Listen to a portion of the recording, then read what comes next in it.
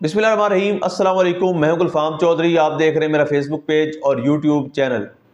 पाकिस्तान की सियासत में अहम तरीन डिवेलपमेंट हो रही हैं और मुसलसल डिवेलपमेंट्स मुतवक्के हैं। यकीनी तौर पर जो पाकिस्तान के हालात हैं वो यकसर बदलने जा रहे हैं और बड़ी बड़ी तब्दीलियाँ मुतवक्के हैं। इस हवाले से हमारे साथ मौजूद है सिद्दीक जान साहब। उनसे जानते हैं क्या डिवेलपमेंट हुई हैं, पहले उनकी बात सुनते हैं फिर उस पर बात करते हैं। चौधरी साहब देखें, बड़ा इंटरेस्टिंग सवाल है। यानी ये वो सवाल है ना जिसका जवाब हर पाकिस्तानी जवाब ढूंढ रहा है। और अब हम दोनों तरफ को देख लेते हैं। एक तरफ आपने देखा कि वफाकी हुकूमत हो या DSPR की प्रेस कॉन्फ्रेंस हो, उसमें कैटेगोरिकली ये मैसेज मिला है कि कुछ भी हो जाए सुहेल आफरीदी को वज़ीर आला कबूल नहीं किया जाएगा। यानी एक तो ये साइड है। दूसरी तरफ जब हम PTI के लोगों से बात करते हैं, वो कहते हैं कुछ भी हो जाए सुहेल आफरीदी ही वज़ीर आला होंगे। ठीक है, अच्छा अब होगा क्या? देखिए, इस हवाले से ना एक तो मैं आपको खबर ये बता देता हूँ कि तहरीक इंसाफ के अंदर कुछ ऐसी शख्सियात हैं यानी जो इमरान खान साहब के साथ भी मुखलिस हैं और वो यानी ये नहीं कि इमरान खान के साथ गद्दारी करने वाले हैं, और इदारों के साथ भी वो राब्ते में हैं। उनका उन्होंने इदारों से बात की है, एस्टेब्लिशमेंट से बात की है कि आप भी थोड़ा सा टेम्परेचर को नीचे लाएं और इतनी ज़्यादा जो आपने एक पोजीशन ले ली है, आप उस पर थोड़ी सी नरमी लाएं। और उन्होंने इस्टेब्लिशमेंट से ये कहा है कि आप ये ना समझें कि पता नहीं सुहेल आफरीदी जो हैं वो वज़ीर आला बनते ही कोई वफाक पे हमला कर देंगे। ऐसी चीज़ नहीं है और इससे तलखियाँ बढ़ेंगी और चीज़ें बेहतर होंगी। आप उनको बनने दें, आप उनकी राह में इस तरह से रुकावट ना डालें। और उन्होंने यानी एक क्लियर बात बताई है कि हमारे लिए भी मुमकिन नहीं है कि हम जो है वो आप कहें कि इतनी बड़ी तादाद में लोग जो है बगावत कर जाएँ। या उन्होंने कहा एक कोशिश की गई, इमरान खान साहब को पैगाम भेजा गया और गौहर साहब गए पैगाम लेकर, 2 और भी शख्सियात ने मुलाकात की PTI की, और उन्होंने कोशिश की लेकिन इमरान खान नहीं माने। तो अब इमरान खान भी अपनी मतलब इस बात पे कायम है, वो अपनी बात से पीछे नहीं हट रहे। तो उन्होंने एक कहा है कि कोशिश की है कि किसी तरह से कोई ब्रेक थ्रू हो और उस ब्रेक थ्रू के नतीजे में टेम्परेचर नीचे आए और सुहेल आफरीदी साहब ही बन जाएं। अच्छा, सुहेल आफरीदी साहब को भी आपने एक चीज़ नोट की होगी कि सुहेल आफरीदी साहब जब से नामजद हुए हैं वज़ीर आला के लिए, उस वक्त से लेके इस लम्हे तक जब हम ये बात कर रहे हैं, उनका 1 सेकंड का भी आपने वीडियो क्लिप कहीं नहीं देखा होगा। उनके जो पुराने इंटरव्यूज़ हैं वो बहुत से यूट्यूब चैनल्स पे इस तरह से अपलोड हो रहे हैं कि जैसे उन्होंने कोई नया इंटरव्यू दिया हो। जिस वक्त से वो नामजद हुए हैं उस वक्त से लेकर और इस वक्त तक उनका कोई बयान नहीं आया।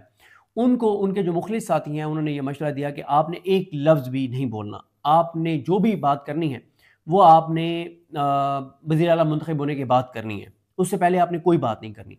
और यहाँ तक उनके दोस्त तो ये समझते हैं कि भाई, एक होता है कि आप पहली तकरीर में ही ऐसी बातें कर दें कि जिससे बहुत ही ज़्यादा टेम्परेचर ऊपर चला जाए और लगे कि मतलब ये तो कोई तसादुम की तरफ खुद जा रहे हैं। क्योंकि जो PTI के अंदर सिंसियर लोग हैं ना, जो इमरान खान के साथ भी सिंसियर हैं और ग्राउंड रियलिटीज़ को भी किसी हद तक वो समझते हैं, वो सुहेल आफरीदी साहब को ये बात कह रहे हैं कि देखें, इस्टेब्लिशमेंट को वज़ीर आला KP के कोई भी हो, चाहे वो अली अमीन गंडापुर साहब हो, चाहे वो सुहेल आफरीदी हो, चाहे वो कोई भी हो, उनको डेली वज़ीर आला KP के से 5 काम पढ़ने हैं। मतलब बॉर्डर की सूरत हाल आपके सामने है, इंटरनल सिचुएशन आपके सामने है, दहशतगर्दी की सूरत हाल आपके सामने है, हसास सूबा है। वो कहते हैं डेली इस्टेब्लिशमेंट को 5 काम पढ़ने हैं। तो आप देखें, अली अमीन गंडापुर साहब से शिकवा क्या है पार्टी को कि आप हर बात मानी जा रहे थे, आप चले 3 उनकी मान लेते, 2 अपनी मनवा लेते। आप कुछ ना कुछ तो उनसे ले लेते, आप कुछ ना कुछ तो इस्टेब्लिशमेंट से ले लेते। आप इस्टेब्लिशमेंट से चले इतना मनवा लेते कि खान साहब को जेल के अंदर जो सहूलियात उनको मिलनी चाहिए आईनी और कानूनी तौर पर वो मिलती रहे, उनकी बुशरा बीबी से मुलाकातें होती रहे, उनकी बहनों से मुलाकातें होती रहें। देखें, बिल्कुल ज़्यादती है, लेकिन जोसेफ जो पिछला टॉपिक था उसको एक बात उसमें बड़ी इंपॉर्टेंट है कि हमने बात ये तो की कि एक साइड कह रही है कि हम किसी सूरत नहीं बनने देंगे, एक सूरत कह रही है कि हम हर सूरत में बनाएंगे। अब होगा क्या, यानी ऑप्शन क्या है? यानी बनाने वाले तो, जिन्होंने बनाना है वो तो क्लियर है कि उनके पास नंबर गेम पूरी है, इस वक्त तक उनको कोई परेशानी नहीं है। लेकिन जो कहते हैं कि हम नहीं बनने देंगे, उनके पास ऑप्शन क्या क्या है? एक ऑप्शन ये है कि अपोजिशन अपना एक उम्मीदवार लाए और PTI के 20-22 बंदे टूट जाएं। अच्छा, अब वो 22 नहीं 24 चाहिए, क्योंकि फरजाना शाह साहिबा जो ब्यूरो चीफ हैं ITV की पेशावर से, वो कहती हैं कि ANP ने कहा है कि हम इसका ऐसा नहीं बनेंगे। तो फिर उनको 24 बंदे तोड़ने, क्या PTI के सब 24 बंदे टूटेंगे? सवाल ही पैदा नहीं होता। अच्छा, ये ऑप्शन तो फिर गया। फिर दूसरा ऑप्शन क्या है? दूसरा ऑप्शन ये है कि कोई अदालत के अंदर एक मामला चला जाए और कोई स्टे हो जाए। अच्छा, वो भी क्या पेशावर की अदालत इतनी बड़ी मतलब चीज करेगी? हाँ, अगर ये पंजाब के अंदर होता, लाहौर हाई कोर्ट होती तो कोई मसला नहीं था। पेशावर हाई कोर्ट मसला है कि वो इतना बड़ा एक गैर आईनी चीज इतनी बड़ी उनके लिए मतलब मुझे नहीं लगता कि वो करेंगे। तीसरा ये है कि वो ये एक रास्ता निकालने की कोशिश की जा रही है कि गवर्नर केपीके जो हैं वो गो के आइन क्लियर है कि जब उनको इस्तीफा मौसूल हुआ तो वो मौसूल हो गया, खत्म। उसमें यह है कि गवर्नर केपीके जो है वो इस्तीफा मुस्तरद कर दें और कहें कि जी ये मामला है, और मकसद सिर्फ ये हो कि 2, 4, 5, 6 दिन और एक लीगल उसमें चला जाए, एक अदालत में मामला चला जाए, 5, 7, 8, 10 दिन गुजर जाएं और उस पर फिर मजीद सोच विचार की जाए कि क्या किया जाए। क्योंकि इस पर बड़ी सोच विचार हुई है।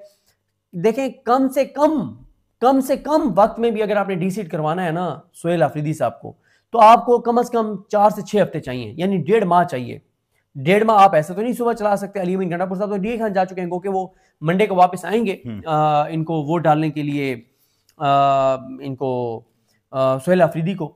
लेकिन अभी जो आपका सवाल था, होगा क्या, किसी को कुछ पता नहीं है। नंबर गेम इनके पास पूरा है, दूसरी साइड कह रही है किसी सूरत नहीं बनने देंगे। अब असल सवाल यह है कि कैसे नहीं बनने देंगे, क्या होगा। अच्छा, अपोजिशन तो उम्मीदवार नहीं लगता कि कोई तगड़ा ला रही है कि नंबर गेम, वो तो चैप्टर क्लोज हो गया। अब रास्ता एक ही बचता है कि इस्तीफा मुस्तरद करें, या ये हो कि सोमवार को अदालत में सुबह मामला जाए और अदालत इसके ऊपर कुछ स्टे कर दे कि अभी तो इस्तीफा मंजूर नहीं हुआ। अदालत में मामला ही जाएगा कि गवर्नर भी अदालत को लिख सकते हैं, अपोजिशन भी वहां की जा सकती है अदालत में, कोई मुहिब वतन शहरी भी जा सकता है कि जनाब वो तो वज़ीर आला का इस्तीफा तो अभी एक्सेप्ट नहीं हुआ और ये नए इलेक्शन की तरफ जा रहे हैं, ये तो गैर आईनी है, ये तो गैर कानूनी है। ठीक है, उसके ऊपर स्टे बिल्कुल हो सकता है पेशावर हाई कोर्ट से, बिल्कुल हो सकता है, ऐसा नहीं है कि नहीं हो सकता। स्टे जरूर हो सकता है, 5-7 दिन आप इसको घुमा फिरा सकते हैं, लेकिन इसको मुस्तकिल तौर पे कोई ऐसी चीज आप करवा लेंगे जिससे आप लंबे अरसे के लिए मुमकिन नहीं है। तो इसलिए बहुत चीजें पसे पर्दा चल रही हैं, बहुत सी मुलाकातें भी चल रही हैं, सोहेल अफरीदी की नहीं, कुछ पीटीआई के और लोगों की बातचीत भी चल रही है, राब्ते भी चल रहे हैं, वो टेम्परेचर को नीचे लाने की भी कोशिश कर रहे हैं। वो देखिए, उनका तो फायदा है ना, अगर इस्टेब्लिशमेंट और तहरीक इंसाफ के दरमियान लड़ाई रहेगी तो नून लीग चलती रहेगी।